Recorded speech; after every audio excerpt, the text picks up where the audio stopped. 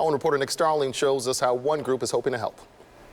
I'm excited to vote. This booth set up outside Boulevard Brewery to get people registered to vote caught Crosby Adams' attention. I was planning on voting by mail just because I was still registered to vote in Oklahoma. I was going to file for an absentee ballot. But she now lives in Missouri, and today she found out she can change her address to vote in a show-me state. I did learn something new today. I thought that because my license was still for the state of Oklahoma, that I would just have to file for an absentee ballot and I couldn't register to vote in Missouri. With an expected record turnout and COVID-19 concerns, Adams is one of many voters trying to navigate how to vote in the upcoming November election.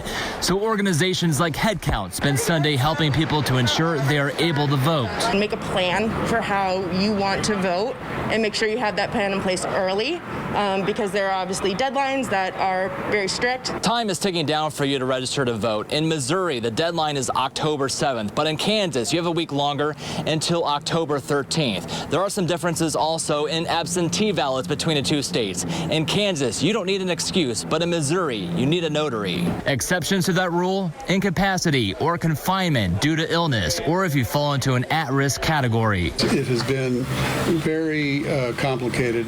Sandy Eads is the president of a local chapter for the League of Women Voters.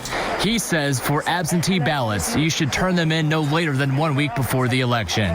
Frankly, if you've got your mind made up, we would say beat that even a little bit more. And make sure you don't vote by mail and then show up at the polls on election day and trying to vote twice. It's against the law. Voter fraud is a felony, and it's usually the one felony that will always restrict you from voting in the future. Instead, check to see if the election office received your ballot.